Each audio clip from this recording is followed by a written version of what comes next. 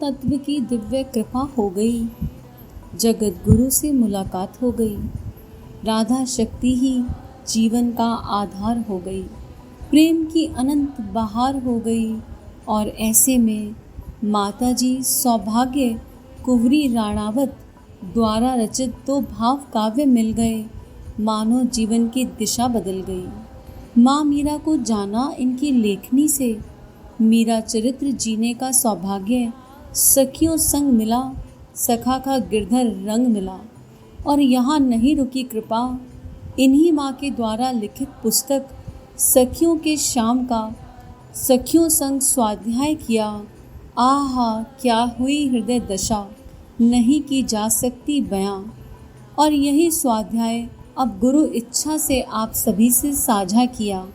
और इन दिव्य भावनाओं की लेखिका माँ सौभाग्य कुंवरी राणावत और उनके तात को नमन सदा सदा। अनंत आभार आपका कि आपने अपने भाव अमृत का ये प्रसाद हम सभी को पिला दिया। आपने हम सभी को सखियों के श्याम से मिला दिया। ब्रज को हृदय में जीवंत बना दिया।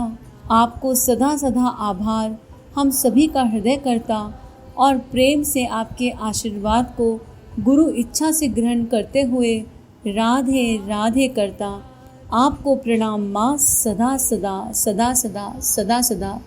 राधे राधे जय श्री राधे। राधे राधे जय श्री राधे। परम पूज्य गुरुदेव परम वंदनीय माता जी के आशीर्वाद के साथ प्राण प्रिय, हम सभी के प्राण प्रिय, हम सभी की आत्मा में बसने वाले भगवान श्री कृष्ण और श्री राधा जी की शक्ति को, उनकी भक्ति को स्मरण करते हुए सखियों के शाम पुस्तक का स्वाध्याय, स्व का अध्ययन, आत्मा का अध्ययन। एक ऐसी आत्मा जो स्वयं कृष्ण और उसके भीतर राधा रंग का प्रवेश होने लगा है। और हम सब वही हैं, हम सब कृष्ण और हमारे भीतर राधा रंग का प्रवेश। और इसी भाव के साथ कि हम सबको राधा कृष्ण के प्रेम रंग का अनंत अनुभव हो, इसी के साथ स्वाध्याय को आगे बढ़ाते हैं। नंदम गोप सुतम देवी पतिम में कुरु ते नमः, ये एक मंत्र है। और इस मंत्र की जो पीछे का भाव है, मनचाहा पति मिल जाता है इस मंत्र को करने से। और बाकी इसकी डिटेलिंग आगे पढ़ते हैं कि क्या है। बड़भागी कदम, स्मरण है ना तुझे वह दिन, क्या कहा सुनने का आकांक्षी है। अच्छा तो सुन मेरे भैया, मुझे भी इस समय कोई काम नहीं। श्याम सुंदर के मंगल चरित्र कहने सुनने से किसी को तृप्ति हो पाती है क्या। सखियों, भगवती पौर्णमासी से मार्गशीर्ष महात्म्य में सुनकर लालसा जग उठी मार्गशीर्ष स्नान करने की। श्री किशोरी जू ने सब सखियों से कहा, यह कुछ कठिन नहीं। सवेरे ब्रह्म मुहूर्त में उठकर यमुना जी में स्नान करना और कात्यायनी का पूजन, एक समय भोजन और आचार विचार की पवित्रता, बस जो तुम सबका अनुमोदन हो तो मेरी चाह पूरी हो सकेगी। अन्यथा मैया के मुझे अकेली सूर्योदय से पूर्व यमुना स्नान को जाने नहीं देंगी। हम सब यमुना किनारे सघन तामाल के नीचे अपने अपने रीते घड़े लिए बैठी थी। तामाल मूल से लगे पत्थर पर एक सखी ने अपनी ओढ़नी बिछा दी थी। उस पर श्री भानु किशोरी जू विराजमान थी। समीप ही उनकी कलशी पड़ी है और दोनों ओर ललिता विशाखा बैठी हैं। सन्मुख श्री चंद्रावली जी। सखियों में किसी की कलशी पार्श्व में, किसी की सम्मुख अथवा गोद में धरी है। श्री भानु नंदिनी की बात सुनकर सब उत्सुक हो उठी। एक सखी बोली, आपकी इच्छा है कि हम सब की इच्छा है किशोरी जू, किंतु केवल सुनने के लिए पूछ रही हूँ कि मार्गशीर्ष स्नान से क्या होता है। मनोरथ पूर्ण होते हैं, हम सब यह व्रत करेंगी।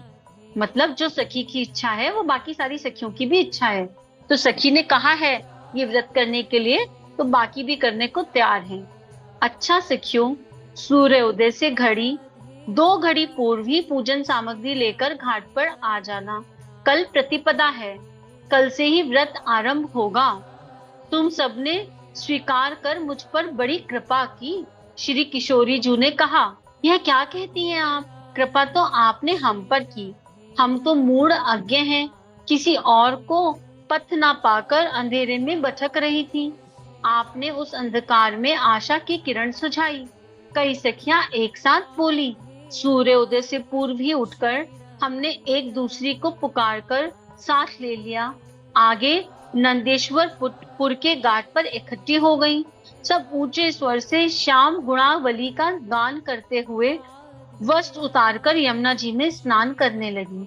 जल शीतल था, कपकपी छूटी, रोम उथित हुए, पर हमें अपने उत्साह और श्री कृष्ण गुणगान में लीन पाकर शीत की पीड़ा कहीं छिपी, कहीं जाकर छुप गई। आज प्रथम बार खुलकर मुक्त कंठ से मन भावत गाने को अवसर मिल्यो। धीरे धीरे गुनगुनाए या मन ही मन रोए, इसके अतिरिक्त तो और कोई उपाय था नहीं। नहा धोकर वस्त्र पहनने के पश्चात श्री भानु ललित जू ने तट पर सकेत की मूर्ति बनाई। कुमकुम, अक्षत, धूप, दीप, पुष्प नैवेद्य से पूजा की। मन ही मन अभिलाषा उच्चारित की और सब प्रणिति में झुक गई। नैन मन भर आए सबके। उठकर आरती का शुभारंभ किया। साथ ही एक दूसरे से पूछने लगी, री तूने क्या मांग्यो? कोई सकुचाकर मुंह नीचा कर लेती, कोई हंसकर मुंह फेर लेती, कोई भाव भरे नैनों से पूछने वाले की ओर देखकर मौन रह जाती, तो कोई झिटाई से हंसकर पूछने वाली की गाल मीड़कर कहती, सखी जो तूने मांग्यो सोई मैंने मांग्यो। तू अपने से पूछ कि तूने क्या मांग्यो, मुझसे पूछ के क्या करेगी? इस समय तो कोई कुछ कह न सकी, किंतु आरती करते हुए सभी एक स्वर में गा उठी। आदिशक्ति महाशक्ति कात्यायनी देवी दया करी देहुदान। नंद गोप सुवनपति होए हमार। नंद गोप, नंद का बेटा, सुवनपति होए हमार, विनही सुनहु धरि कान। आरती परिक्रमा के पश्चात प्रसाद वितरण हुआ और हम पुनः देवी कात्यायनी और ब्रजभूषण की गुण गाती ग्रहों को लौट चली। यह नित्य क्रम बन गया। हृदय में आनंद सागर उमड़ पड़ता। नृत्य ही लगता आज देवी प्रसन्न होकर कहेंगी, वरम ब्रूहि। कुछ ना कुछ त्रुटि रह गई। आज कल अवश्य प्रसन्न होंगी। हमारा विश्वास और प्रतीक्षा अटल थी। आज पूर्णिमा है, हमारे व्रत का अंतिम दिन। आज तो अवश्य ही देवी प्रकट हो जाएंगी। और हम सब गाती हुई उत्साह से उछलती यमुना तट पर पहुंची। वस्त्र उतारने लगी, जल में गोते लगाने। कहीं गोपी एक दूसरे पर जल उछाल रही थी, तो कहीं 2-3 दिन मिलकर डुबकियां लगा रही थी। तभी अचानक तट पर कई कंठों के हंसने का शब्द हुआ। ये छोरे कहाँ से आ गए? यह हम सोच भी न पाई कि वंशी नाद ने बरबस दृष्टि खींच ली। कहो महाभाग्यवान कदम, वह दिन याद है ना तुझे? मुरलीधर की वह अपार शोभा, उसका वर्णन कर सके ऐसी जीभ, ऐसी भाषा किसके पास है? हम सबके वस्त्र डाल पर धरे, कर में मुरली लिए, तुम्हारी डाल पर बैठे बैठे मुस्कुरा रहे थे। पीछे पूर्व दिशा में उदित होते भगवान भुवन भास्कर, आरुण बिंब, उनका आभा मंडल प्रतीत होता। वह मुस्कान, वह छवि हृदय से निकलती नहीं भैया। 5 से 7 वह की बालिकाएं हम सब, और श्याम सुंदर भी हमारे संवसक, उनके सखा हमारे भाई भतीजे। नित्य हम उनको चुनाती और वे हमें। कोई ना कोई अवसर तो नित्य मिल ही जाता। आज हम गले तक ठंडे पानी में डूबी, भला क्या उनका प्रतिकार कर सकती थी? सारी चंचलता हौस हवा हो गई। श्याम के सखा ठहाके लगाकर हंस रहे थे और हमें कुछ समझ नहीं आ रहा था कि हम क्या करें। तन की लाज तो तारुण्य का भूषण है श्याम सखा। तन की लाज तो तारुण्य का भूषण है श्याम सखा। वह हमें क्यों सताती? कल तक तो हमारी मैया हमें घाट पर नग्न स्नान करवाती थी और हम भी सब जल भरने जाती तो वस्त्र उतार कर नहा लेती। श्याम और इनके सखाओं को भी हम देखती, पर कचनी पटका तट पर रख धम धम करके जल में कूद पड़ते। लज्जा तो वयस्कों के समीप ही पटकती है। ग्लानि इस बात की थी, श्याम सुंदर की इस अचगरी का उत्तर क्या दें। उन्होंने वंशी तो हमें सचेत करने को बजाई थी। जो ही हमने उन्हें देखा, त्यों ही उन्होंने बंसी फेट में घोंस ली। हम सब एक दूसरे का मुंह देखने लगी। अब हम क्या करें? कभी दृष्टि उठाकर श्री कृष्ण को देखती और कभी जल को निहारती। हम शीत से कांप रही थी, दांत परस्पर संघर्ष कर रहे थे। ऐसे में श्याम यह कैसी करी? इस दया मेरी अभागे मन को क्या कहूं, इतने पर भी क्रोध नहीं आ पा रहा। मन में आता था हम अनंत काल तक ऐसी ही खड़ी उस शोभा को निहारते रहे, पर मन चाही कब हुई। अंत में चंद्रावली जीजी बोली, श्याम सुंदर, तुम्हारे उधम की सीमा हो गई। हमारे वस्त्र काहे को लेकर वृक्ष पर चढ़े बैठे हो? दो हमारे वस्त्र, आकर ले जाओ। श्याम सुंदर हंसकर बोले, हम भला वृक्ष पर कैसे चढ़ेंगी?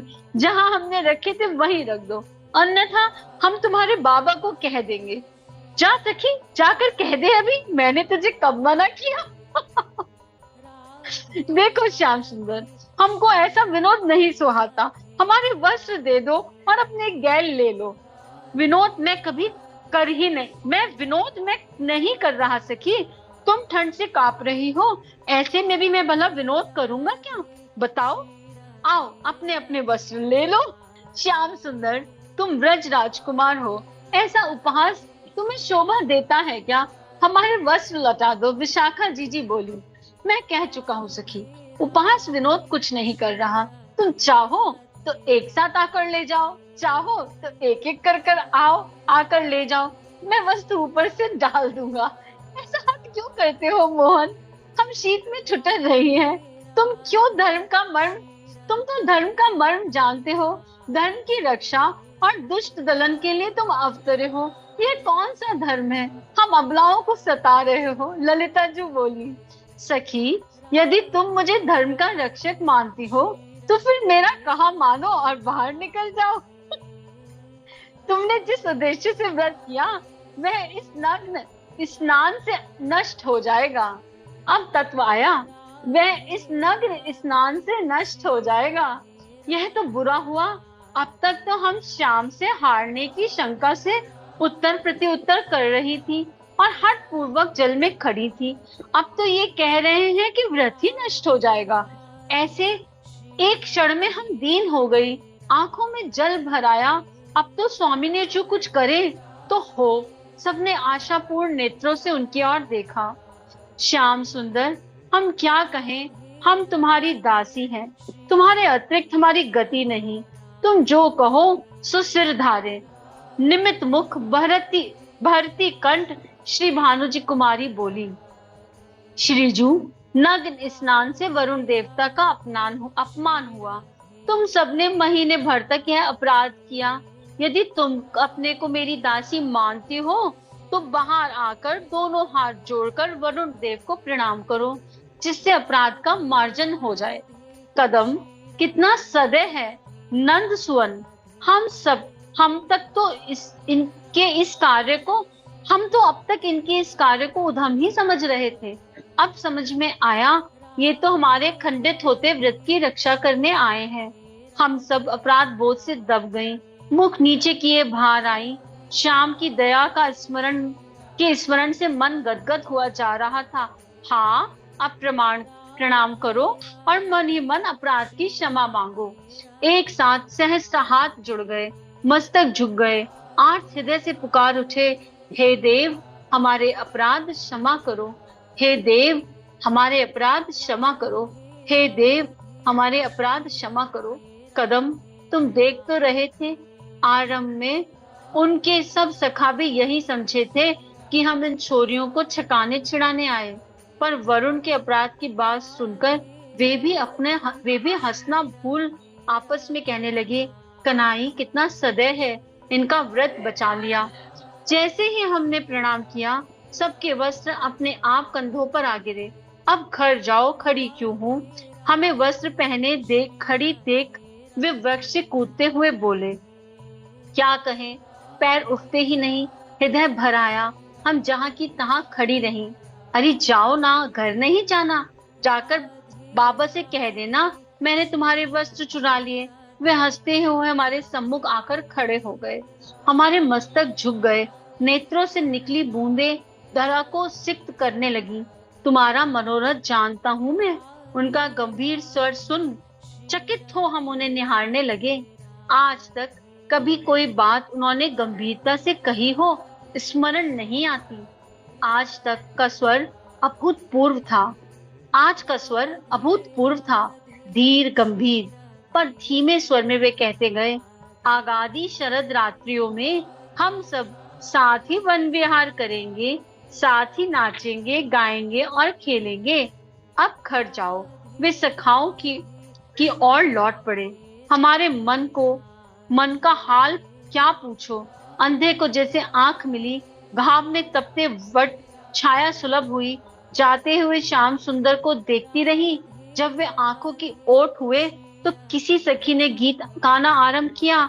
उन्हीं गीतों को गाती रही, उन्हीं के वचनों को, रूप को स्मरण करती हम लौट रही थी।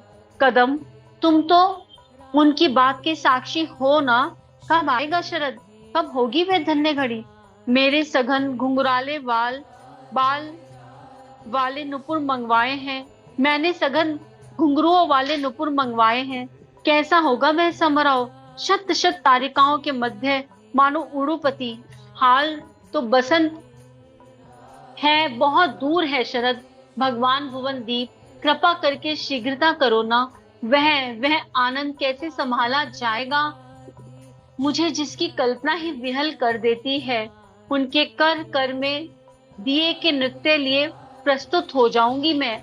बड़ा हकलाते हुए सखियों ने ये बात कही और इतनी सुंदर बात आई इसमें कि हम कितनी छोटी छोटी एज, इसमें एज भी आई कि हम इतने छोटे छोटे हैं कि जब मैया आती है तो ऐसे ही कूद जाते हैं। पर अब हमने जब पति रूप में ध्यान लिया है तो शर्म लज्जा का गहना और उसके बाद देह भाव से मुक्त हो गए, क्योंकि श्री कृष्ण ने कदम के वृक्ष पर बैठकर अपनी वो दिव्यता दिखा दी, अपना परमात्मा स्वरूप दिखा दिया कि उगता हुआ सूर्य पीछे हल्का हल्का और कृष्ण जी बैठे हैं उस कदम पे, कितने छोटे से 6-7 वर्ष की उम्र के, हाथ में मुरली।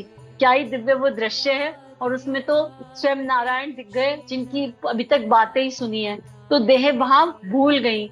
और वरुण देव का अपराध तो हमसे कितनों से हो जाता है और कितनी बार हो जाता है, तो हम भी सब वरुण देव से क्षमा मांगते हुए और परम पूज्य गुरुदेव वंदना माता जी से प्रार्थना करते हुए, सखा और सखी से, श्री कृष्ण से, माँ राधा से प्रार्थना करते हुए कि बस जो उन्हें श्रेष्ठ लगे हम सबके जीवन में जो इसे सुन रहे हैं कहीं से भी कैसे भी, हम सबके जीवन में मात्र वही हो जो उन्हें उचित लगता है, जो उन्हें श्रेष्ठतम लगता है, और वो हमें चलाते चले जाएं अपने आप। कैसे हमें नहीं पता, पर वो जिस दिशा चाहते हैं उस दिशा हमें चलाते जाएं। इसी के साथ सभी को प्रणाम। हमारे YouTube चैनल को सब्सक्राइब कीजिए और बेल आइकन पर क्लिक कीजिए ताकि आने वाली सभी वीडियो की नोटिफिकेशन आपको मिलती रहे। आप सभी को बहुत बहुत थैंक यू।